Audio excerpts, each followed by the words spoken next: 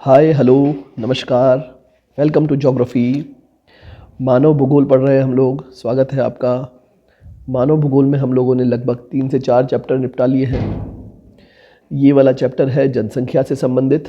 जनसंख्या को अमूमन हम सब लोग हल्के में ही लेते हैं, क्योंकि हम लोग ये बचपन से पढ़ते आ रहे हैं। जनसंख्या वृद्धि किसे कहते हैं, घनत्व किसे कहते हैं, ये सारे के सारे टॉपिक्स। तो इसे हमें करना तो है, चैप्टराइजेशन में हमने इसे ले रखा है, हमें इसे कंप्लीट तो करना है। तो मैं जो सुनी सुनाई बातें हैं और जो पता है हमें बातें, मैं उन बातों को स्किप करते हुए आगे चलूँगा। सबसे पहला ये वाला वीडियो जनसंख्या के परिचय से संबंधित होगा। परिचय में जैसा हम लोग सामान्य परिचय लेते हैं वैसा ही होगा। सेकेंड वाले वीडियो में कहीं ना कहीं हम लोग जनसंख्या के अवयव और विश्व में जनसंख्या का वितरण ये पढ़ेंगे। और थर्ड वीडियो के अंदर हम लोग जनसंख्या से संबंधित जो सिद्धांत है, माल्थस का सिद्धांत है, मार्क्स का सिद्धांत है, या जननांकिकीय संक्रमण सिद्धांत है, तो ये सब सिद्धांत जो है हम लोग 1 या 2 वीडियो में करेंगे।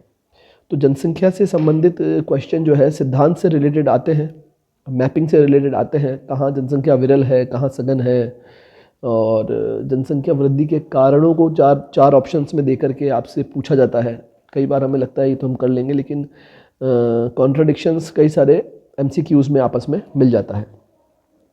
तो एक सामान्य सा परिचय जो कि जनसंख्या से संबंधित है। विश्व जनसंख्या सामान्यतः हम लोग मानव भूगोल में मानव से संबंधित बात करेंगे तो मानव की जनसंख्या तो इसमें आएगी ही। तो जनसंख्या का विश्व में जो वितरण है ये मानव भूगोल का एक महत्वपूर्ण विषय है, क्योंकि जब तक हम लोग ये नहीं देखेंगे विश्व में जनसंख्या कहाँ कहाँ है, हम लोग उसका मानव भूगोल में अध्ययन किस प्रकार से कर सकते हैं। तो अब अगर हम लोग देखें तो जनसंख्या से संबंधित जो डेटा है हमारे पास, उसके आधार पर हम लोग जनसंख्या और उसके स्थानिक प्रतिमान का हम लोग अध्ययन कर सकते हैं, और इसका ही हमारे अध्ययन में सबसे ज़्यादा महत्व है। तो जब हम लोग अध्ययन करते हैं तो प्रारंभिक चरण में जब इंसान की उत्पत्ति हुई है, तो प्रारंभिक चरण में और प्रागैतिहासिक काल में मानव की जो जनसंख्या वृद्धि थी, जो ग्रोथ थी, पॉपुलेशन ग्रोथ, वो अपेक्षाकृत बहुत धीमी रही, मतलब बहुत ज़्यादा धीरे रही। कारण क्या रहा होगा? आप सोचिए, आज हमें जैसी मेडिकल सुविधाएं उपलब्ध है वैसी उस समय तो नहीं थी। कठोर जलवायु दशाएं थी, और बेसिकली क्या करता था इंसान शिकार करता था, संग्रहण करता था और घुमक्कड़ी जीवन बिताता था। तो अल्प पोषण के कारण जनसंख्या, एक तो अल्प पोषण के कारण और चिकित्सा सुविधाओं की बिल्कुल अभाव होने के कारण जनसंख्या वृद्धि के लिए अनुपयुक्त दशाएं थी, या यूँ कहें कि उपयुक्त दशाएं नहीं थी। फिर हम लोग बात करें कि ये प्रथम समय था जब 10,000 साल पहले जब मानव ने पशुओं को पालना शुरू किया था। पशुओं को पालना शुरू करना और उसके बाद पौधारोपण करना, बीजारोपण करना, ये सब चीज़ें कृषि क्रांति के नाम से जानी जाती है। और कृषि क्रांति ने ही इंसान को स्टेबल बनाया है। कैसे स्टेबल बनाया है कि आप देखिएगा कि जब इंसान आखेटक था या शिकारी था, तब उसका कोई एक घर नहीं था। वो इधर से उधर विस्थापित होता था, संग्रहण करना, खाना, शिकार करना, खाना, एक स्थान से दूसरे स्थान पर। अगर इस स्थान पर जो सारा सामान ख़त्म हो गया तो हम लोग नेक्स्ट स्थान पर चले जाएंगे, और उस तरह से होता। लेकिन जैसे जैसे उसने एग्रीकल्चर शुरू किया, अब क्या खाना है और हमें क्या संग्रहण करना है ये हम खुद उपजा सकते हैं। तो हमें एक निश्चित स्थान की आवश्यकता महसूस होने लगी, इंसानों को एक निश्चित स्थान की आवश्यकता महसूस होने लगी कि इस पर्टिकुलर स्थान पर हम लोग हमारी एग्रीकल्चर कर सकते हैं, हमारा पशु यहाँ रह सकते हैं। और यही वो क्रांति है जिसने इंसान को स्टेबल बनाया, स्थिर बनाया, और यही स्थिरता धीरे धीरे जनसंख्या वृद्धि की ओर हमें ले जाती है। आप देखिएगा कि जैसे जैसे इंसानों ने अपनी जो है बस्तियाँ बनानी शुरू करी, एक समाज बनाना शुरू किया, वैसे वैसे इंसान ने कठोर जलवायु का और विभिन्न जंगली जानवरों का और कई सारे आपत्तियों का उसने सामना करना शुरू कर दिया। और उसके बाद जनसंख्या धीरे धीरे धीमी गति से लेकिन बढ़ना शुरू हो गई। दूसरा समय आया जब जनसंख्या तीव्र गति से बढ़ी। वो समय कब था? 1779 का समय था, जब मनुष्य ने जीवाश्म ईंधन का उपयोग करना स्टार्ट कर दिया था। जीवाश्म ईंधन का मतलब आप समझते हैं? जीवाश्म ईंधन का मतलब होता है जैसे भी प्राणी, जीव जंतु, पेड़ पौधे जब अंदर दब जाते हैं ना ज़मीन में, और काफ़ी लाखों सालों पहले जो, और फिर जब हम उनका उपयोग निकाल करके ईंधन के रूप में करें तो वो जीवाश्म ईंधन कहलाता है। जैसे कोयला, सबसे इम्पॉर्टेंट बात है कोयला, पेट्रोलियम और ये सब।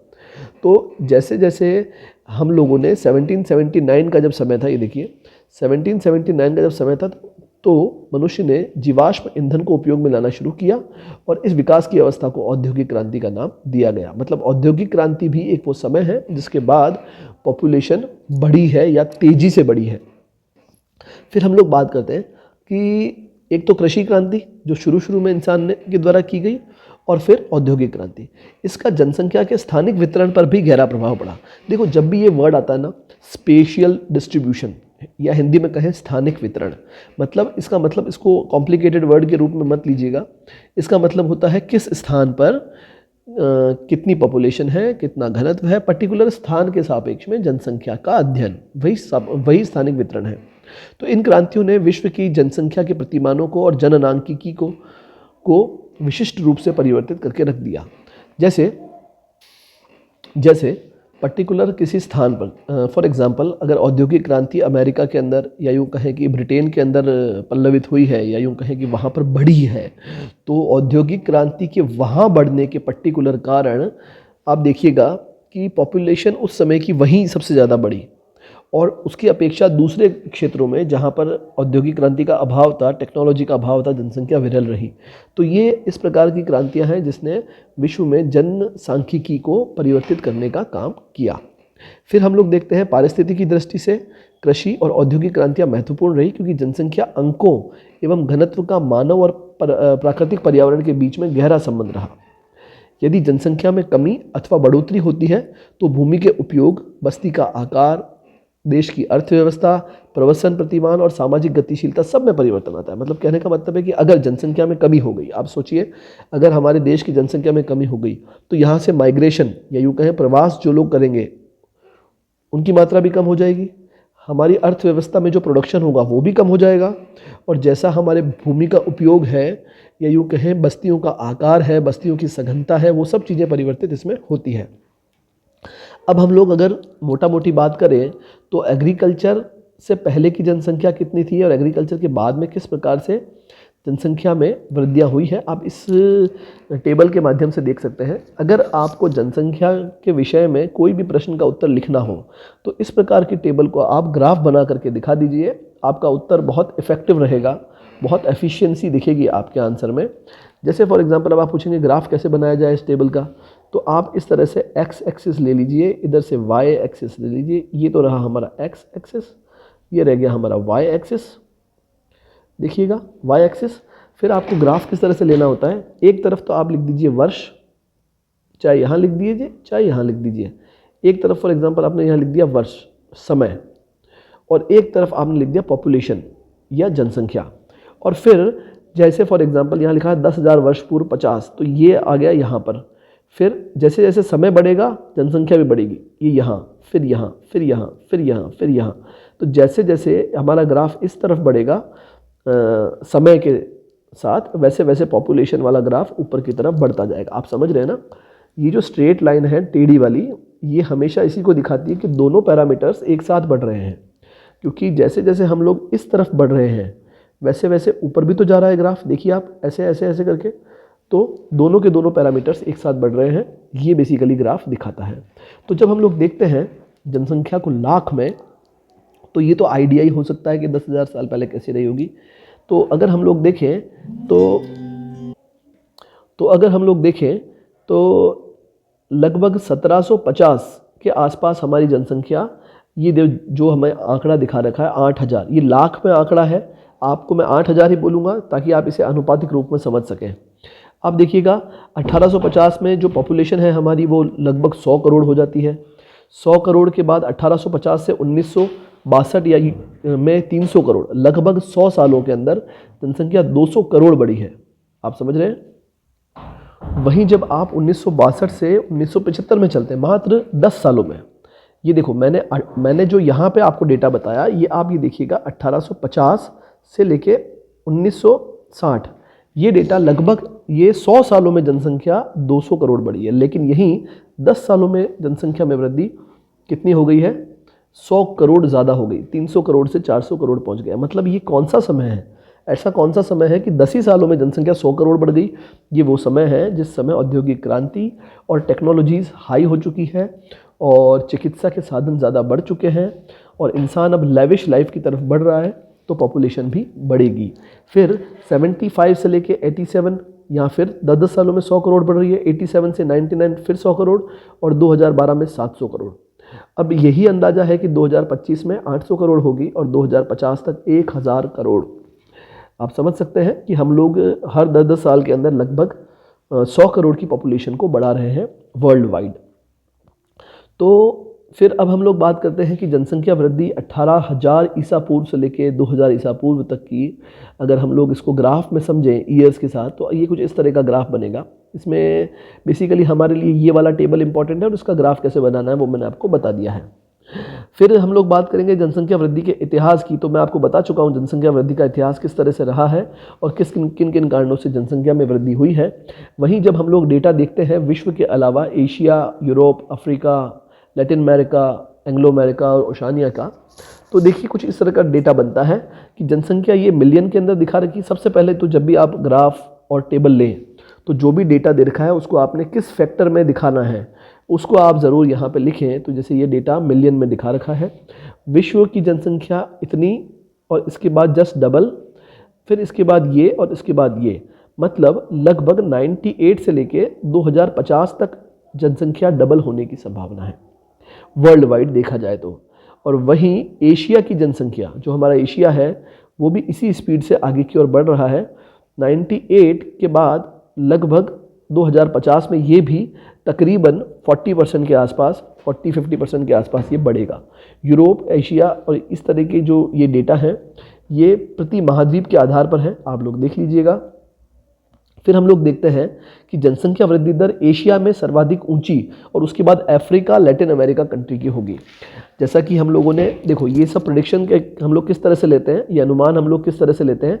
हम लोग क्या करते हैं कि जब हम लोग इस डेटा को देखते हैं ईयर वाइज कि 1950 में 1 सेकेंड कि 1950 में क्या डेटा रहा, 1998 में क्या डेटा रहा, 25 में क्या रहेगा और 50 में क्या रहेगा, ये प्रेडिक्शन हम लोग इसी तरह से लगा सकते हैं। और जब हम लोग इस डेटा को देखते हैं तो हमें ये समझ में आता है कि एशिया, लैटिन अमेरिका और अफ्रीका, ये जो 3 प्लेसेस हैं, यहाँ पर जनसंख्या वृद्धि में जो है बढ़त देखी गई है। क्यों? आप देखिए इसका संबंध आप ऐसे जोड़ सकते हैं कि ये वो क्षेत्र हैं जो अपेक्षाकृत अल्प विकसित या विकासशील रहे हैं। तो विकासशील और अल्प विकसित क्षेत्रों में जनसंख्या में अमूमन वृद्धि देखी गई है। जहाँ पे टेक्नोलॉजी अच्छी हो चुकी है, शिक्षा अच्छी हो चुकी है, तो वहाँ पर जनसंख्या में वृद्धि अपेक्षाकृत कम देखी जाती है। जैसे यूरोप, जैसे नॉर्थ अमेरिका और ये सब जो है ओशानिया, इन सब में जनसंख्या वृद्धि हमें अपेक्षाकृत कम देखने को मिलेगी। वहीं विकासशील और अल्प विकसित क्षेत्रों में हमें जनसंख्या वृद्धि अधिक देखने को मिलेगी। वहीं जब हम लोग चुने हुए देशों की बात करें, जनसंख्या की वृद्धि की अगर हम लोग बात करेंगे, तो सबसे ज़्यादा जनसंख्या चीन और भारत। तो हम दोनों जो कंट्रीज़ हैं वो आपस में इसी कंपटीशन में है कि जनसंख्या कौन सबसे ज़्यादा बढ़ाता है। और इस प्रकार से जनसंख्या के अंदर जो वृद्धि हो रही है, देखिए आप ये देखिएगा कि चाइना ने तो 1 चाइल्ड पॉलिसी लगाई थी। आपको पता होगा कि एक ही बच्चा पैदा कर सकते हैं, एक से अधिक करते हैं तो फिर आपको जब्त कर लिया जाता है। तो अभी जब हम लोग ये 2000 का डेटा देख रहे हैं, इसके बाद 2011 का डेटा आ गया ऑलमोस्ट सिमिलर। तो ये डेटा इस तरह का है और भारत का इस तरह का, हम लोग ऑलमोस्ट बराबर चल रहे हैं। लेकिन प्रश्न चिन्ह ये नहीं है कि क्या हम लोग चाइना के बराबर हैं, नो। क्वेश्चन ये है कि आप देखिएगा कि चाइना की इस जनसंख्या को डबल होने में अभी 61 साल लगेंगे, वहीं हम लोग 35 साल में ही इस जनसंख्या को और डबल कर लेंगे। कहने का मतलब है अब जो नेक्स्ट सेंसस आएगा उसमें भारत की जनसंख्या चीन की जनसंख्या से ज़्यादा हो जाएगी। तो ये जो अंदाज़ा है और ये जो प्रेडिक्शन है, इसके आधार पर हमें सोचना है कि हम लोग किस प्रकार से जनसंख्या को नियंत्रित कर सकते हैं। इसी प्रकार से ये देख लीजिए आप, चीन की सबसे ज़्यादा जनसंख्या है, फिर भारत की, यूएसए, इंडोनेशिया, ब्राज़ील, पाकिस्तान, रूस। ये जनसंख्या के हिसाब से देशों का आकार है। सबसे बड़ा देश चीन जनसंख्या के हिसाब से, फिर भारत, फिर उसके बाद यूएसए, लगभग ये देखिए 28.1, तो ये लगभग अभी 30 मिलियन, मतलब 30 करोड़ के आसपास पहुंच चुका है। फिर इंडोनेशिया का नंबर है, फिर ब्राज़ील का है, फिर पाकिस्तान, रूस और बांग्लादेश का है। तो अब मैं अगर आपको एक एनालिसिस दिखाऊं कि चलो आप एनालिसिस करके बताइए, तो इनमें से कौन कौन से देश ऐसे हैं जो विकसित हैं। एक तो यूएसए विकसित है, फिर आप देखिएगा रूस को अगर आप इसमें शामिल कर सकते हैं तो कीजिए, जापान विकसित है, जर्मनी को कह सकते हैं, फ्रांस को कह सकते हैं, अभी चीन और भारत भी इसी श्रेणी में आने वाले हैं। तो जो ये 10-12 देशों की जो लिस्ट है उसमें से 5 या 7 देश ऐसे हैं जो विकसित हैं। लेकिन भारत और चीन को छोड़ दीजिए अपवाद रूप में, तो रूस अगर विकसित है और वो टॉप 10 में आ रहा है जनसंख्या में, तो उसके पास क्षेत्रफल भी बहुत ज़्यादा है, तो आनुपातिक रूप से वहाँ कोई प्रॉब्लम नहीं है। तो लेकिन प्रॉब्लम है चीन और भारत को, और चीन से भी ज़्यादा भारत को, बिकॉज भारत की जनसंख्या तीव्र गति से बढ़ रही है। चीन ने तो स्टॉप लगा दिया, और चीन के पास क्षेत्रफल भी भारत से लगभग डबल है। तो ये कुछ डेटा है कंट्री वाइज, ये भी आपको याद रखना है। और ये आप देखिएगा कि किस प्रकार से जनसंख्या में आनुपातिक रूप से वृद्धि हुई है। अब आप देखिए, इसमें देखिए ये दिखा रखा है जनसंख्या वृद्धि। ये वृद्धि प्रतिशत कैसे निकालोगे आप, और ये कैसे निकालते हैं आप देखिए, अभी वाले वर्ष की जनसंख्या अपॉन पिछले वाले वर्ष की जनसंख्या को गुणा करते हैं हम लोग। पिछले वाले को अभी वाले का भाग देते हैं और गुणा 100 करते हैं, तो उस हिसाब से हम लोग प्रतिशत निकालते हैं कि पिछले वाले की तुलना में जो अभी वाला है, ऊपर पिछले वाला अभी वाला नीचे, इंटू 100 जब हम लोग करते हैं तो उस अनुपात में जनसंख्या में वृद्धि हमें देखने को मिलती है। तो ये बेसिकली हम लोगों ने देखा कि जनसंख्या और उसके संबंध में डेटा। अब हम लोग इसके नेक्स्ट वीडियो में पढ़ेंगे कि इसको प्रभावित करने वाले कारक कौन कौन से हैं, और उसके बाद विश्व में जनसंख्या के वितरण को पढ़ेंगे। मिलते हैं नेक्स्ट वीडियो में। Thank you very much.